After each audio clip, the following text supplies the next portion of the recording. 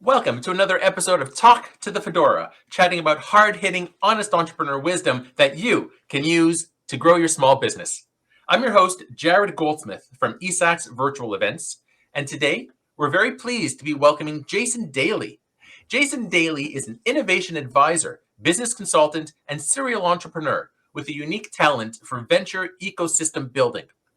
Jason focuses on value creation activities, working with multiple early-stage ventures to launch and grow to multi-million-dollar revenues. He leverages his business acumen, strategic connections, and talents to identify great talent and ideas to catalyze the go-to market of new innovations. Due to his breadth of client work and network, Jason is a sought-after startup consultant, strategic advisor, angel investor, moderator, speaker, and overall a great guy. Jason, thank you so much for joining us today. Pleasure to be here, Jared. Thanks for the invitation. Thank you. So, Jason, let's start out. Where are you calling in from, please? I'm based in Ottawa, Canada. And Fantastic. Been here a long while. But I do business right across North America. Excellent. Well, thank you, Jason. So let's start a little bit about your background. Because you work in so many different horizons and fields, what are you all about? I'm a venture builder. It's a very important aspect of taking new ideas and making them real. So the entrepreneurial facet that I focus on is great ideas, greater founders, and how to connect them to their customers and market opportunities. And I build the ecosystem resources and bring them to them and the customer engagement. And this is really important when you're a founder and say, I have this great idea, but what next? How do I get it done? Right. I have over 120 plus engagements over my history that I take and lend my experience and expertise to help that reality come real.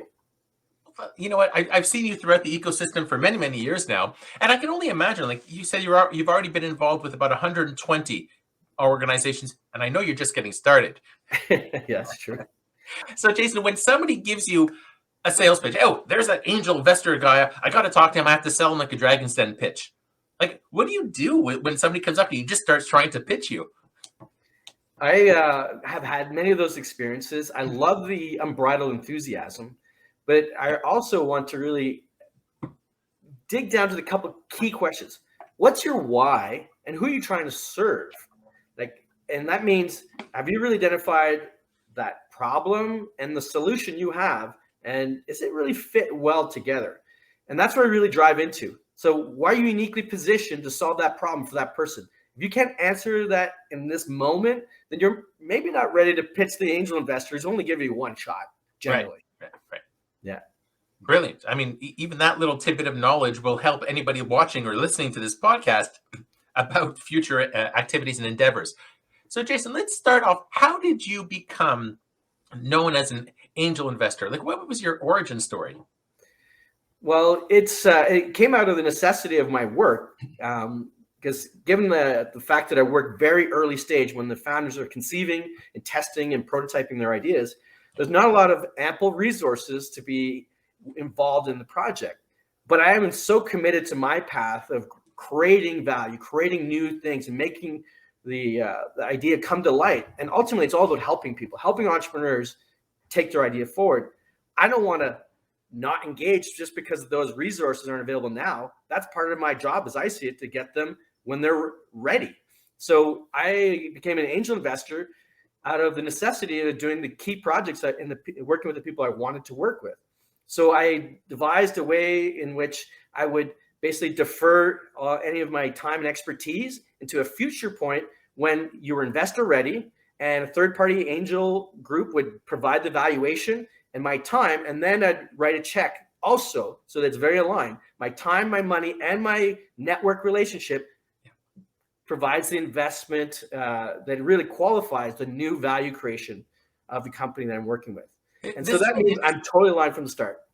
This is really interesting, Jason, because it sounds to me like any other entrepreneur out there, like you've already talked about briefly, what's the need? How are you going to solve it? And where do you go from there? But in your case, these were the types of opportunities you were looking for. And you That's realized what I do. I roll up my sleeve after I understand what their vision is. Can I see the vision? That's really critical. Right. Can you articulate to such point the market opportunity, the timing, and the customers that you're going to provide the ultimate value? If I can align with that, I roll up my sleeves and get to work. Yeah. And that's really the critical thing. It's really, I'm one of your first allies of an entrepreneur to help get you across the thresholds of building a business. And it's hard work. You're an entrepreneur. And anyone who's listening knows it's really hard work. I'm usually one of the first ones in that say, all right, I can see it. I can help manifest the reality as best as possible. That's amazing. I wish more people had that type of mind frame instead of all of us going it on our own. Yeah, it's unique. It's a chosen path that has its own ups and downs for myself. But I've always enjoyed the process and the relationships that I forge when I'm joining someone's journey. It's almost like the Lord of the Rings. All right, you were starting here and you want to get there. I get it. Yes, I'll wield my sword of talents to the journey too. That's great. I love the analogy. Jason, growing up, did you have much of a background in business or entrepreneurship? Well, I did come from a business school. I did a BCom and I did international business. So that's where I put more emphasis of the last 5 years into international business opportunities. Mm-hmm. And I have a story I think we might be interesting. My first business was actually creating little hockey games in front of my house with all the neighborhood kids, and then selling a little convenience store of pops and freezies and ice cream from my front door. Like the cops even came to my front door on more than one occasion just to make certain everything's above board. Every time they came and said, keep doing what you're doing. The kids can't go that far to the convenience store. It was not walkable. And you're providing not only a need, something that's community building, and you're servicing it at the same time. And they just give me kudos. My mom and dad helped. And that was my first business that really started me on the path to being an entrepreneur. Oh, very cool. Yeah. I mean, but you had the support, at least the Yes. good job, high five from the authorities at the time. So that it's pretty critical. Yeah. They want to make certain it wasn't anything illicit. Never would that be the case. But it was, I think I was 12 years old and did that. Yeah. And then I did a succession of other businesses, from window cleaning, a little bit of painting, odd jobs, paper routes. All that I think is foundational. Excellent. Well, if you build decks, let me know. That's not my best use of time, though. No, for sure. You contract that out. So, Jason, you've been around the ecosystem. We've seen each other for a long here and there. But let's talk about some networking tips for small business. What does networking mean to you, and how has it helped? Networking to me is really about connecting to a way that's authentic to realizing what that entrepreneur's idea and mission and what drives them. If I get that in a conversation that I can see the passionate flame inside of you, then I'll just provide a helpful connection. You might want to speak with this person, or here I'll provide a warm intro with nothing other than just to help. I believe in this idea. You have to seed before you sow. Build the benefit for all. There's the other quote, all boats rise, if you provide that opportunity. So this is the way I look at it. It was why we got connected, is that I provided some leadership during the early days of Startup Ottawa. And we got connected as a friend relationship back to that time. But from that commitment of just taking leadership on engaging the city, engaging the federal policy advisors to create opportunities for our ecosystem, I continually get referrals from the ecosystem that know what I've done and what I do. And I don't have to advertise. It's just based on referral. Yeah. I mean, so networking provides referrals, ultimately, to answer referrals the question. and the importance of collaboration. Let's say somebody comes to you, Jason, I have this mind melding. It's going to change the world. Okay, cool. What type of support are you looking for? How would those people approach networking if they don't know anybody yet? That's fair. You have to have the courage to show up. All right. That means go there with an honest intent. Ask questions first. Find out who's in front of you, what they're about, what they're trying to achieve, and just lend a helping hand forward. The more that you give forward, then maybe in the future you'll be asking how you can also be reciprocated and find the help you need. And that's the way to do it. It's hello, I am, and don't rush it. Really get an enthusiastic sort of connection of rapport built. And hey, here's someone I just met. This is what I learned about them. I've done that so many times when I enter a group. Even the person I just met, I provided a little mini referral and a conversation, and it expands. And now you have 3 or 4 different conversations, all by your one intro, by just offering that connection to break down the some of the barriers where you might feel awkward. I developed a very personable, outgoing, but it wasn't always the case. Yes, it took a little effort, and then I enjoyed it, and then it makes it so much easier. So Yeah. starts with doing it. You touched on a lot of great things there, and one is let it take the time. I mean, when you meet somebody for the first time, hi, my name is so-and-so, and they start giving you a sales pitch, a lot of the times, at least in my case, I like, whoa, what's your name? Nice to meet you. How did you get here? Good advice. Very good advice. And the collaboration aspect, a lot of people who are starting up, Jason, they're looking around the community, they find out who the leaders are, they want to be friends, they want to help out. But it's that rapport, it's that you said being genuine. Yeah, it is. And this is, I think, is probably something that when I chose to not just pursue big fat paychecks as my career, I wanted to build things with great people and give back to my community. That just lightened a whole load of stress in my life, and it just fueled a personal mission of sorts to just drive the helping hand of others. And that's my genuine nature then. And that pervades even sometimes before I get to an event. I have people, hey, I hear you coming. Can we grab a conversation or a sit aside? Like, that's fantastic. I feel good knowing that I've been doing these works and helping hands, and that it comes back in so many other ways. It's hard to describe. Fabulous. I mean, I love it. Keep it up. Thanks. Branding. People are launching a business. They've been in business for a few years. What does branding mean to you? Branding is that sense where I just gave a little anecdote to that, is where people can anticipate and expect of yourself or your company before they even engage. It has qualities and certain merits that they would like to associate. That's branding. It's what does it mean to the individual, sometimes even before you engage an actual individual. That's branding at its best. Yeah, I like asking this question to a lot of our guests because everybody has a different answer. Yes, definitely. Yep. It represents somewhat of who you are and your values. That's when it's done well. It leads ahead. Because I sometimes I ask people, in the networking events and say, oh, what is brand? Your hat is brand. Well, yeah, it is. But what does it mean to you? And then you get them thinking. Yeah. So, Jason, let's talk a bit about some money and cash flow tips for entrepreneurs. I know this is a field that you're in every day. Yeah.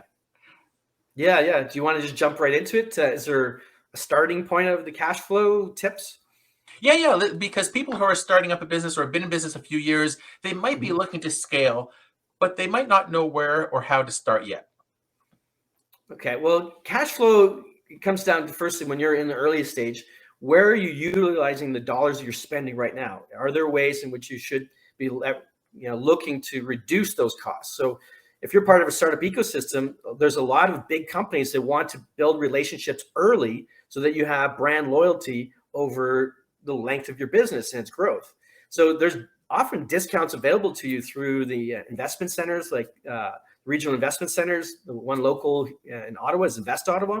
They have startup discounts. You can ask for a discount from services you're already utilizing.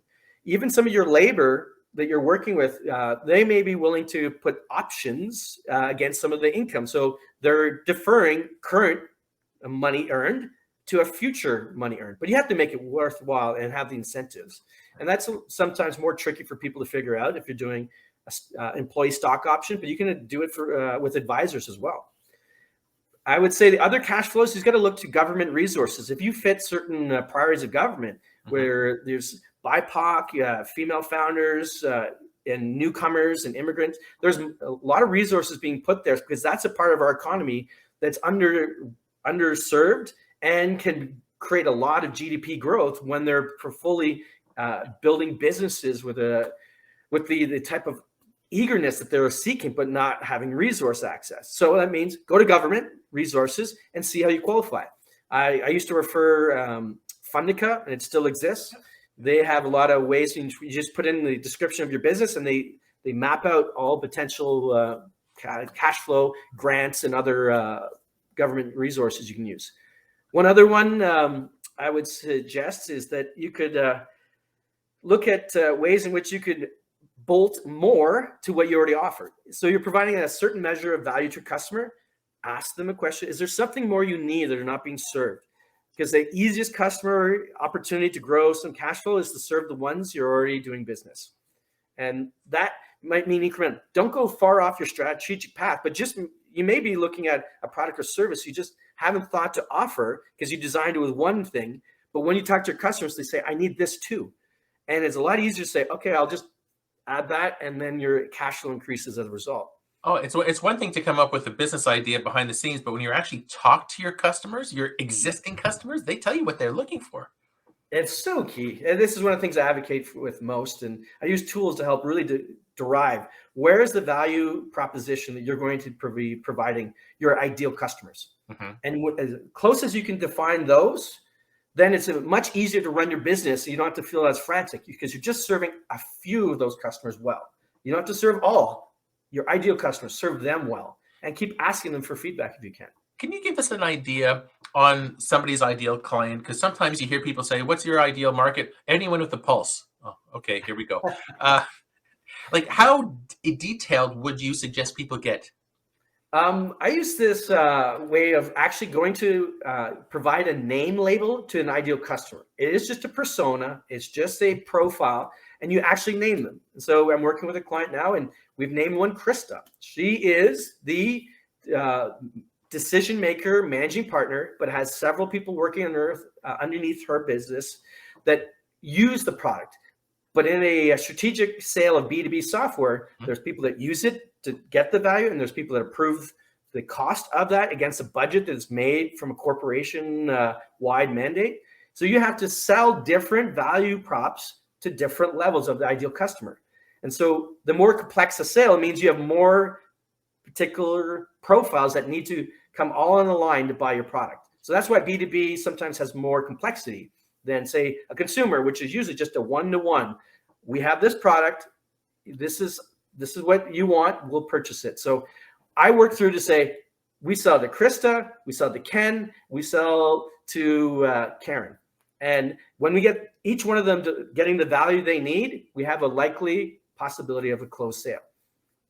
Mm-hmm. So name them, define what they need, where are the problems, how you answer the problems, and direct all your content creation to those individuals. You can market your content just to the individual personas, the Kristas, the Mikes. And marketing, you mean like social media marketing, educational level, finances, like location, all that title, and the title in the job role. Generally, I like to do it by the job role, but this is how clear we get it, and we even map out customer journeys. So as they come to learn about what you're about, you don't just try and move them into a sales pitch close. They need to unearth and understand how this problem that you solve really meets their needs. So there's touch points of content that are part of the journey forward. And when you do that well, and sometimes you can, and most of the time you can automate it, I suggest you do a hybrid. You do some automation so that it's not time consuming, but you always check in with personal touch, build a rapport, build a relationship. How would the automation work in something like this?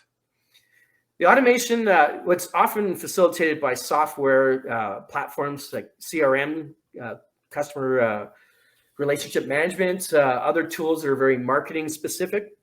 And you use the lists that you create, you map them to groups of your ideal customers, you associate certain content against the journey. And when you automate it, it's when there's certain actions by your customer that are mapped to certain content replies. And if it's done by email, or you might through a social media platform, or you might follow it up with an invite to a webinar, provide a white paper, a news release, and you keep the content stream and engage in a way that matters to them, because you don't want to be annoying your ideal customer to a point where they're unsubscribing and saying, enough, I do not want to hear anything more you have to say. Right. So you have to really balance it. And it's sometimes great just to ask for a survey, or that's where you ask as a personal touch from account executive or BDR, or business development rep.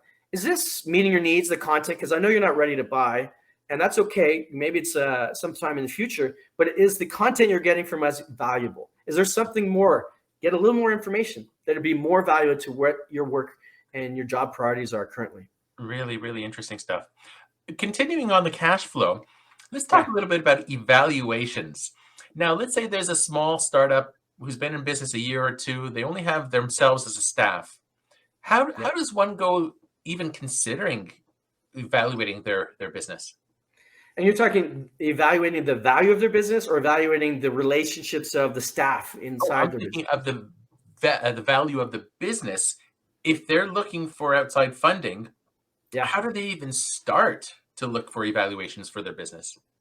Well, generally, I always recommend make certain you have your financials in a good order. You don't need to have that person in your business. You can hire and outsource a CPA, a chartered accountant, or there's also specific valuators, CBV, certified business valuators. You just search that on Google, and you can engage them, saying, "This is what I'm looking to do." There's different rules of thumb, sorry to say, more to be more on point. There's certain industries and businesses that have certain multiples based on your profitability. But every business can be sold. It doesn't have to be on profitability alone. Sometimes it's in intellectual property. There's also a term called acquihire. You're just buying the team because the talent and what they've learned going through the process of that business, dealing with certain problems, are needed to be solved in another business. So they're acquiring a team.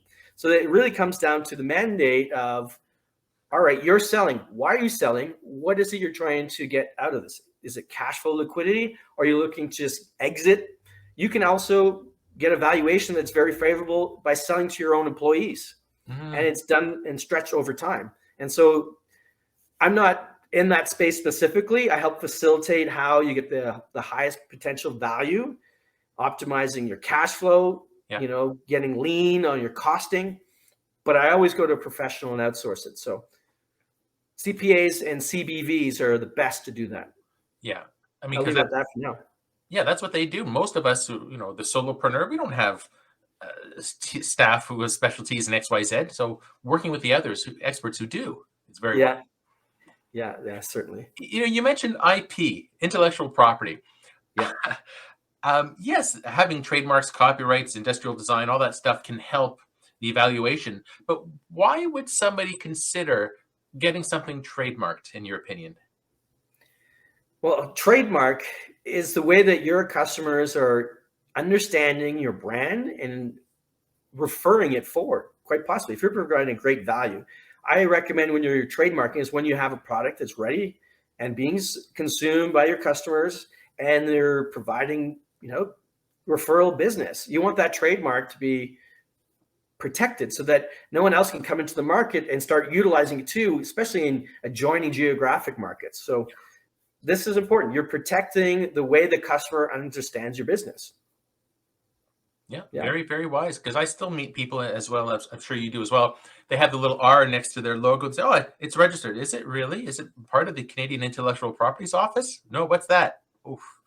Yes, because it's based on utility, right? So when you have first utilized it and you put the indicator like an R, you can use SM like service mark. And when you prove that you had it utility first, and that might be capturing in a digital exchange by email and and saving it and forwarding to the office in the future, you can substantiate that you've used it first, and then you have a decision. There's time and perhaps money if it's going to be a legal fight, then that's why you have it. I haven't found any issues with any of the client accounts I've worked with over the years. Interesting enough, they usually have very unique names, and you can find software online about just a name generator based on the principles of your business. Oh, that's cool. And it provides a unique creation name, right? So I often recommend that. Come up with something novel and unique that is truly yours. Something you may not know about me, Jason, but I used to work as a trademarks examiner with the Canadian Intellectual Properties Office. I would be the one sitting behind the scenes accepting applications on behalf of mostly lawyers, but also individuals. And I know a few things about trademarks, and I own 10 of them, actually. But entrepreneurs and small businesses often have no idea the value of it. Yeah. Yeah, because they're building the thing that's in their mind, keeping them up at night sometimes, Yeah. and it propels them to just focus on that alone. But those are things that are valuable. Yeah, you Yeah. don't want to lose track of your trademarks and your intellectual property. Absolutely. We can talk more offline, but yeah, it's a lot of fun stuff. So Jason, we talked a little bit about, or you talked rather about some of the steps that people would follow for evaluations, for networking, for getting out there. What about processes? You talked about CRMs and databases, but let's talk about processes and what's changed since COVID.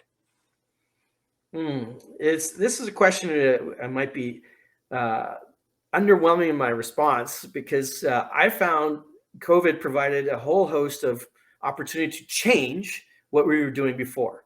And it was an opportunity window to whatever was not working to start doing it in a different way. So if you're doing customer engagement all in person or in retail, let's go after that. Retail was decimated. They were not able to have people interact.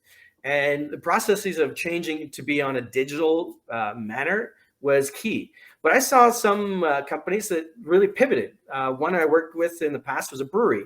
So they would have hours in which they would deliver product to just outdoors using text messaging to say when the product was ready. They were doing delivery to their door because they didn't have their shipping business ready, but they hired and they were able to provide shipping services to everyone at home. And they also changed up their process of manufacturing and did business with the LCBO in store, as opposed to selling direct to the customers. There's higher margin when you sell direct to your customers from your own brewery establishment, where LCBO, they have high margins of distribution costs that they retain. So it gives you volume, but doesn't give you good margin. So they had to change their business and move their 5-year plan right up to the, that present time where it's COVID reality. It's like, all right, we have all this infrastructure we have to pay for, so let's move our business plan around. And that was a process change for them because they were anticipating investing in equipment at a later stage. So they had to move that forward. They got some supports from BDC and were able to make that change. If you want to speak about the specific processes, I like to use CRMs and softwares like HubSpot. They can map the customer engagement process to the content that is consumed by your customer. Even after their customer, doing interviews on feedback, and are they getting good value from the product? Do they have any features that they would like to submit? And do they have any opinions on what's coming in the next feature release that are going to be valuable to them? Right. So you continue customer conversation even after the sale. That's a process I think is critical to any business. And that also speaks to the longevity of a relationship through the networking side too. Yes, it definitely does. Good point. Yeah. Jason, let's talk about some time management. Small businesses, we have family commitments, paying the bills, our staff. We have so many different needs out there. How would you suggest somebody focus on time management for a small business? Well, it's really prioritizing the key elements that are going to drive an element of your business forward. So when's your best time that you get most productivity? Is it, if you're a family person, is it in the morning after the kids get off to school, or is it after they get off to bed? What are those things? I like to do very limited lists. I don't do endless lists. It's just the key things that are going to drive the business forward. Since I have multiple business interests, like investments and business clients that I'm serving, I just look at each one of them by name and saying, what can I do this week to drive value forward in this week? And that's the one nugget that I focus on. So do I get it done on this day or this day or this day? So it means if it's an email or introduction, or it's a webinar, or it's a customer attending a customer pitch, that's the thing that I do.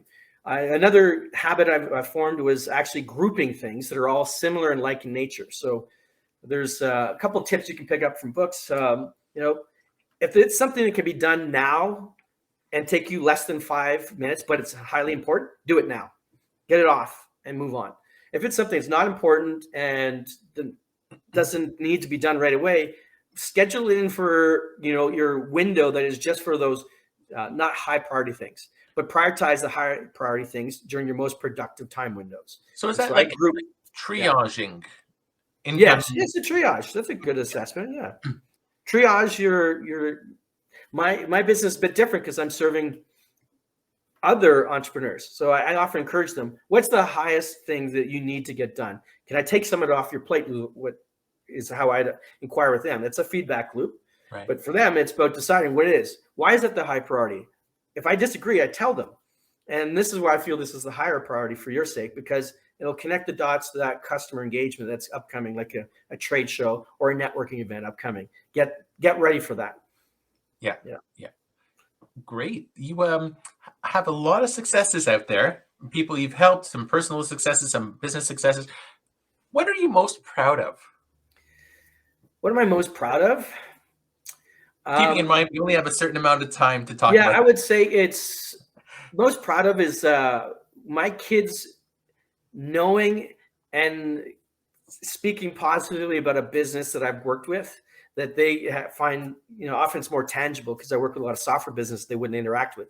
Right. But with a restaurant like Fat Boys, like Overflow Brewery, a music festival, that's something they experience and they witness my works. And that makes me most proud to know that they can create things from just an idea and working with great people and providing a good business value. Yeah. So all this time when your kids are growing up, how old are they, Jason, at this time? So 13 and almost 17. And have you been encouraging the entrepreneurship mind frame since they were young? I provide them encouragement to the degree of how interested and engaged they are. I just give them indications. This is a business that started this way. I just tell them a bit of the back origin story, much like you asked me earlier.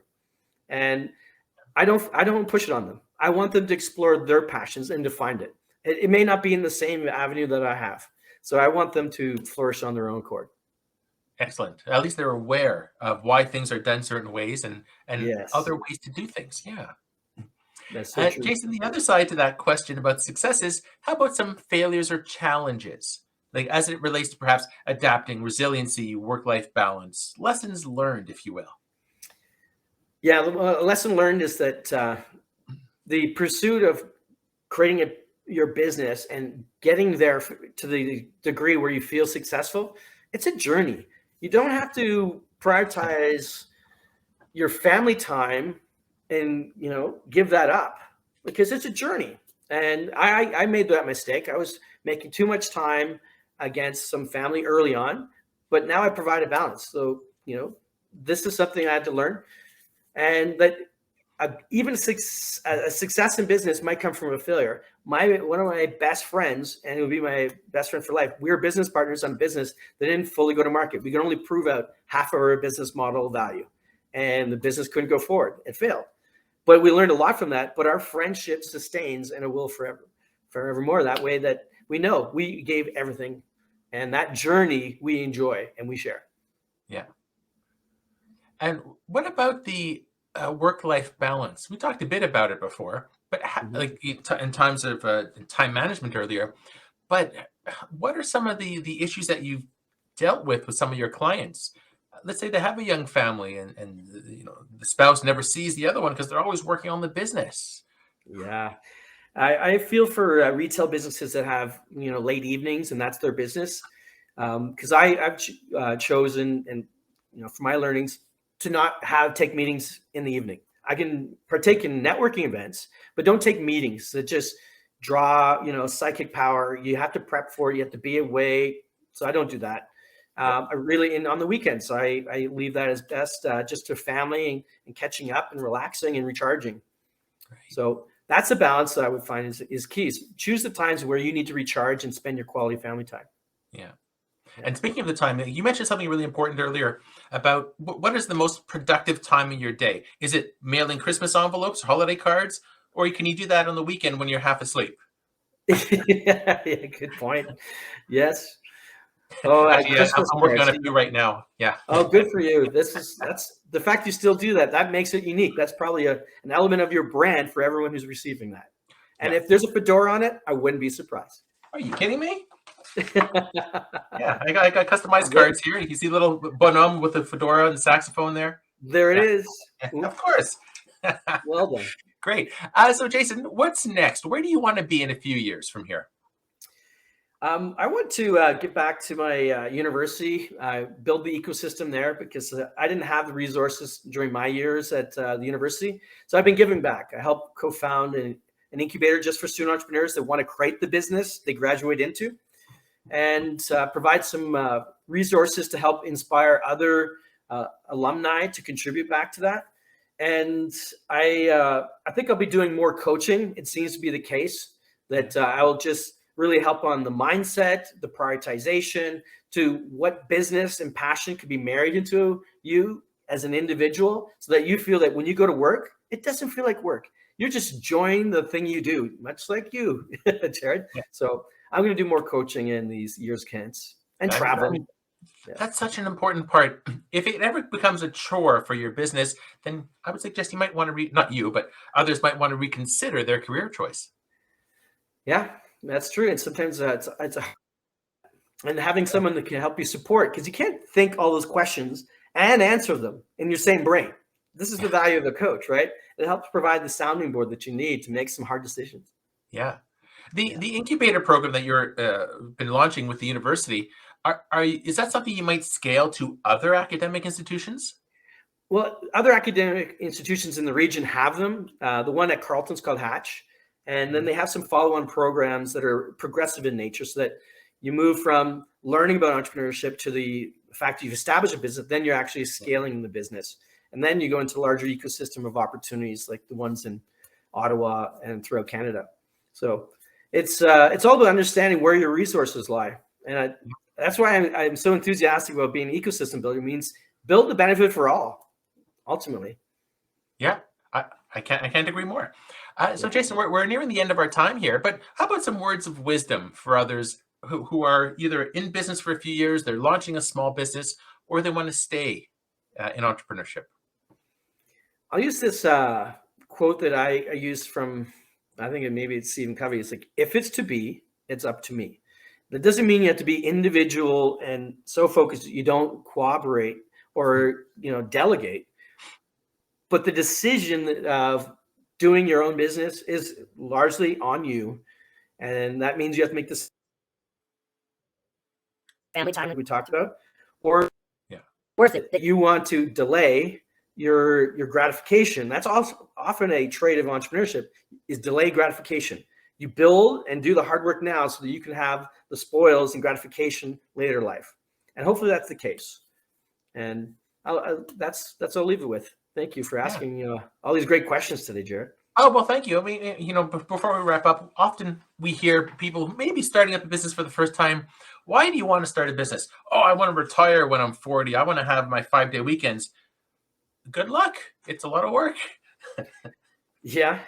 And you have to choose the right type of businesses, and, it has to scale, because that means the money's working for you. That's ultimately build a business that is operational in processes that will serve without you having to be exchanging time to do it.